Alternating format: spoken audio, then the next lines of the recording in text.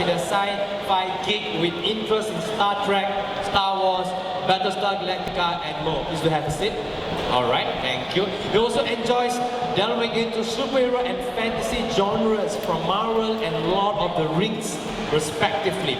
His passion into geek pop culture is often reflected in his compulsion to collect memorabilia and interest in cosplay. Since the year of 2015, he has been an avid explorer of major pop culture conventions like San Diego Comic-Con to meet his sci-fi idols. Richard's day job involves geek consulting, entertainment marketing, and event services. So once again, ladies and gentlemen, this is Richard Chua. Alright, and he will be our moderator for today. So, inviting our first panelist of the day, ladies and gentlemen, I'm introducing to you the president of Star Wars Malaysia Fan Club, Sanjeev Indran. Alright, but first he got to attend to the ladies, yeah? That's right, always a Jedi in heart. Alright, Mr. Sanjeev is an avid traveler, naturalist, and a Star Wars geek. Sanjeev Indran channels his passion for science fiction into engineering simple, sustainable solutions and engineers without borders Malaysia to help empower humanity, one underprivileged community at one time. I almost said Emperor Palpatine.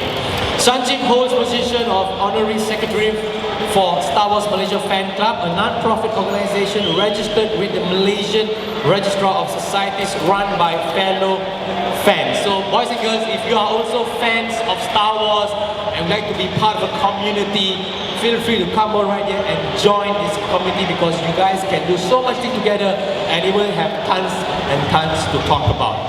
So calling up our last panelist of the day, ladies and gentlemen, I would like to invite up on stage Mr. Alan Yap, a pop culture fan from Malaysia. Yes, Mr. Alan Yap, please do come on stage and have a seat. Just want to give you guys a very brief introduction about Alan Yap.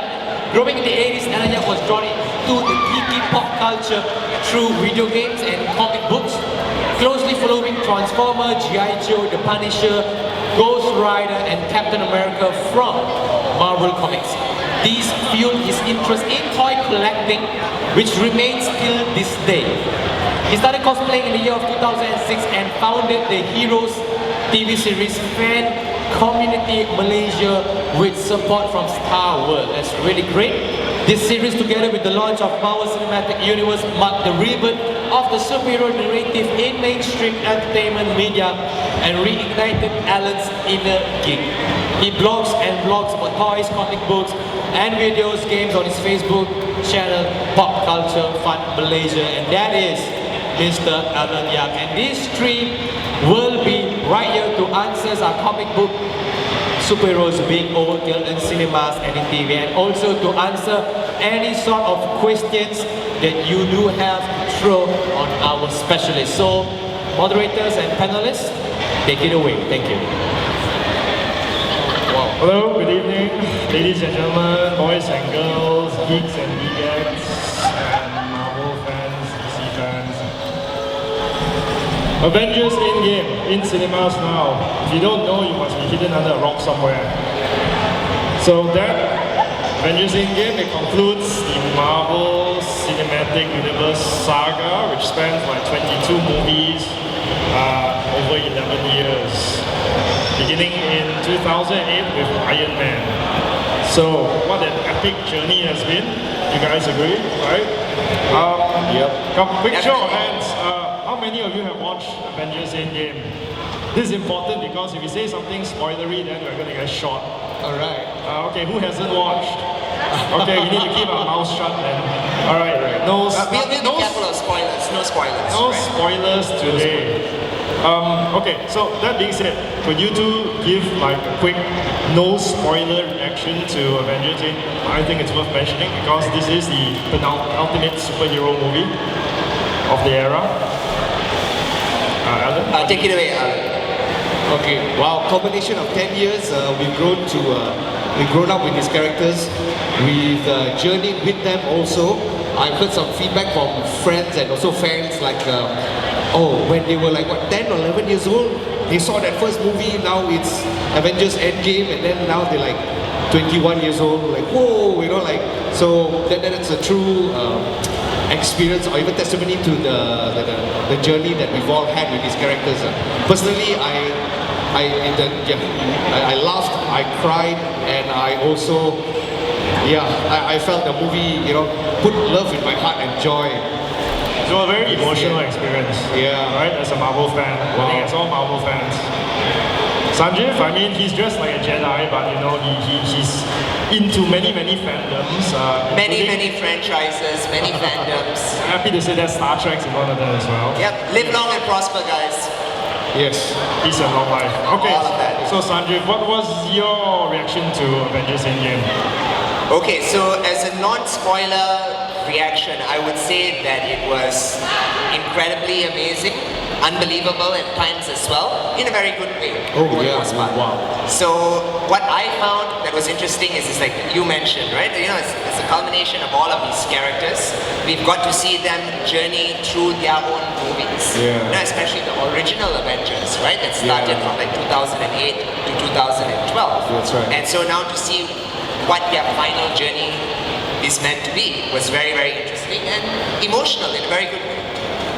Was, I mean, for you two, was this the best Marvel Cinematic Universe movie, or what's your favorite? Sorry, Sanjeev. I Go for felt that it's really a masterpiece. I mean, sometimes as a fan, you think like, oh, that's overrated. You know, you're a fan already, and then you talk too much about it. But I thought it was a masterpiece of comic book storytelling, and also, comic cinematic action movie. Wow. If I could ever give a movie a 10, I would give it a 10 actually. Realistically, that's what for Was me. it your favorite among the 22 MCU movies? I'll have to say yes for now. I want to watch it again to critique it. Yeah, so for myself, I feel that I've not watched it enough to develop an opinion. I mean, I'm a person who watches movies like 10, 20, 15, 100 times, and not even making that up.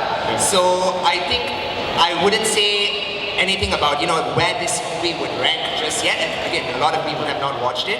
But prior to this, I would say it was Captain America's Civil War. And I thought that was kind of like the Avengers 2.5 as it was anyway, you know, because it just came after Ultron, and Ultron didn't quite do it for me. Yes, that's right. I thought Civil War was a lot more superior. Yeah, for me, it was actually the first Avengers movie in 2012. I mean, not counting the current Endgame, but you know, seeing the Avengers together first time was really like, you know, it was just such a great feeling. Oh wow, yes, definitely. Okay, I'd like to call upon two special guests right out of the superhero universe to come and join us on stage. The Flash and Winter Soldier.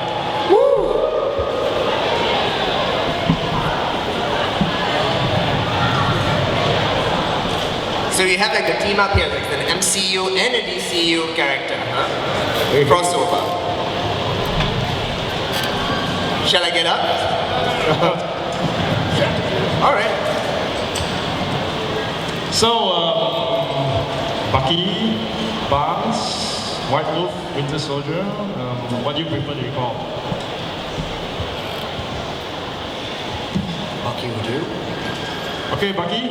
So how things been lately with Steve? I mean, you were best friends, then you were frenemies, and now it's the relationship is back to best friends. Well, I have to say that things have changed. This is after your time in Wakanda, looking after goats and sheep. Yeah, it's therapeutical. Very good for me, So your mind's on straight now. pretty much. As straight as it can be. Hail Hydra. No. Okay. Hi Flash. Which version are you? From Justice League. DC. From DCEU Justice League Flash. Very nice to meet you. Okay, so Flash. So what's it with the DC expanded universe? It was quite dark with Man of Steel and Batman, Bat Flag, and then it's kind of like mash of styles and space for Justice League. And now it's a bit brighter with Aquaman and Shazam. So what's going on there? What do you think? Yeah, okay, so recently we have Shazam and Aquaman, so that one doesn't really go with the normal DCEU kind of feeling movies, so you get that very fun movie type. But basically, personally as a fan myself, I don't actually quite see where DCEU is going right now. It's like really messy. Yeah, it's kind of confusing, isn't it? You got Zack Snyder DCU, and then you got Joss Whedon Avengers DCU, and then you have a James Wan, not quite Annabelle DCU, but there were those strange creatures out of the murky waters, right? Yeah. I mean, then there's Shazam. Okay, but personally, what direction of the DCEU would you like to see for your upcoming solo movie? Actually, I would actually love to see when they started off Batman vs Superman, when they did the Nightmare direction, when Zack Snyder announced it last time. Okay, so you think the DCU should stay dark Yes, they and should. gritty? Yes, they should. Because fans back then were very happy about it already. So now they cancelled it. So we really don't know where they are going now. But that's my point, right? Because in the CWDC TV series, it's actually the other way. It's kind of light-hearted, fun, not so serious. Because CW, we don't count that as the expanded universe, so they can do whatever they want with their own TV series already. Because they have their own fandom, and DCU have their own fandom already, so it's a separate thing.